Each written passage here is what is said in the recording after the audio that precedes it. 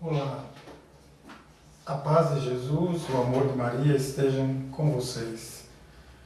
Vamos falar da santidade, falar dos santos, falar o caminho que nós devemos seguir para sermos santos, imitar os santos, o modo de viver de cada santo. E no livro do Levítico, capítulo 19, versículo 2, nos diz que sede santos, porque eu sou santo.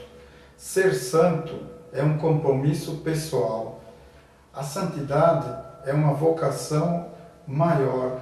A vocação do cristão, a vocação de cada um de nós é viver a santidade. E Santo Antônio, o grande santo da nossa igreja, ele nos ensina, nos dá exemplo de santidade. A vida de Santo Antônio nós vamos conhecer um pouco agora, que ele nasceu em Lisboa, na atual capital de Portugal, no dia 15 de agosto de 1195. Seus pais, Maria Teresa de Taveiro e Martinho de Bulhões. Ele recebe o nome na pia batismal de Fernando de Bulhões. Com a idade escolar, Fernando começa a frequentar a escola dos cônegos da Catedral de Lisboa. Ali, Fernando recebe uma profunda educação escolar de acordo com o seu tempo. Quando Fernando tinha 15 anos, ele diz a seus pais que quer ser padre. Os pais tentam convencê-lo do contrário, porque os pais de Fernando sempre sonharam para ele uma carreira militar ou então uma carreira de cavaleiro, a qual daria fama e dinheiro. Tiveram uma longa conversa, mas Fernando não tinha nenhuma ilusão. Ele queria ser padre. E vai para o seminário dos cônegos regulares de Santo Agostinho. E Fernando estuda muito, passaram-se 10 anos, ele perseverou, renunciou a muita coisa e termina os estudos de filosofia. Terminado o estudo de filosofia, ele pede permissão para os seus superiores para ir para Coimbra e ali estudar teologia e se ordenar sacerdote. E no estudo desses anos, Fernando se especializou nas Sagradas Escrituras. E, passado um tempo, certo dia, veio bater a sua porta, a porta do convento, 5 pessoas. E esse encontro vai mudar muito e marcar profundamente a vida de Fernando. Essas 5 pessoas eram frades e eles vieram ao mosteiro de Santa Cruz para pedir comida, porque eles tinham uma missão a seguir. E o que impressionou muito Fernando foi a simplicidade, a alegria e a pobreza dessas cinco pessoas, desses 5 frades. Eles falaram de suas vidas, de como viviam, e falaram bastante também de São Francisco. Qual era a missão desses 5 frades? Ir para Marrocos, pregar o Evangelho dominado pelos muçulmanos. Passaram anos e no mês de fevereiro de 1220, Fernando recebe a notícia que esses 5 frades foram barbaramente assassinados. E aquele acontecimento fez brotar no coração de Fernando um desejo de ser missionário. Então, Fernando pede ao superior do mosteiro de Santa Cruz para ir ser missionário igual a esses 5 frades. E a licença pedida foi concedida.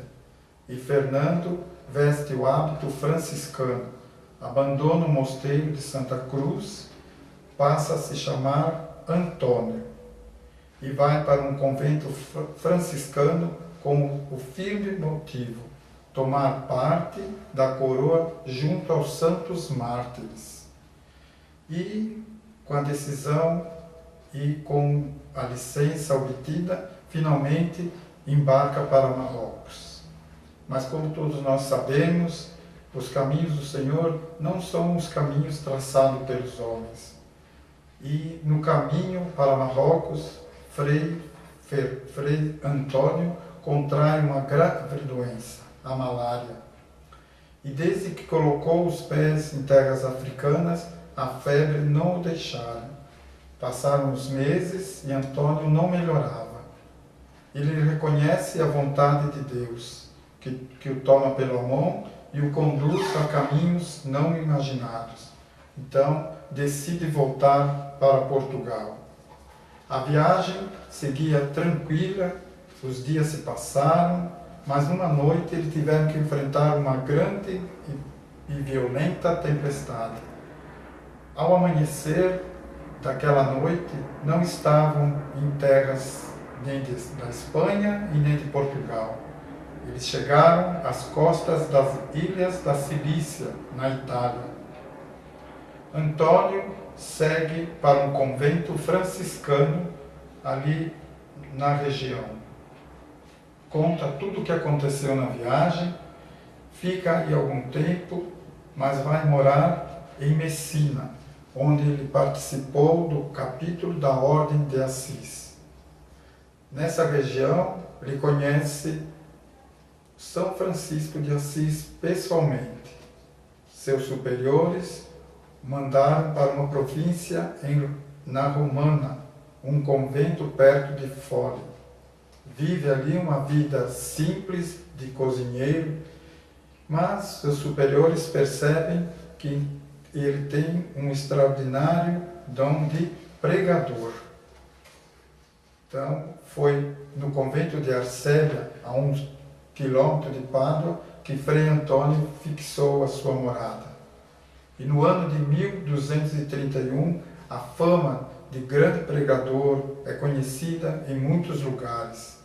E nesse mesmo ano, ele foi atingido por uma doença que os seus superiores o levaram para Pádua para tratamento.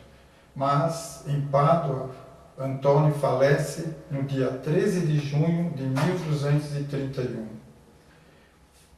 Foram muitos os milagres através da sua intercessão que Frei Antônio foi canonizado no ano seguinte, em 1232. E no ano 1263, precisamente no mês de abril, seu corpo foi desenterrado. E para espanto de todos, a sua língua estava intacta. Haviam se passado 31 anos após a sua morte. Ainda hoje, a sua língua se conserva incorrupta e ela é testemunha da doutrina e da santidade de Santo Antônio. Santo Antônio é o doutor da Igreja e doutor do Evangelho. Por isso, todos nós devemos aí seguir o exemplo de Santo Antônio na perseverança, no amor à Igreja e no conhecimento do Evangelho. Santo Antônio, rogai por nós.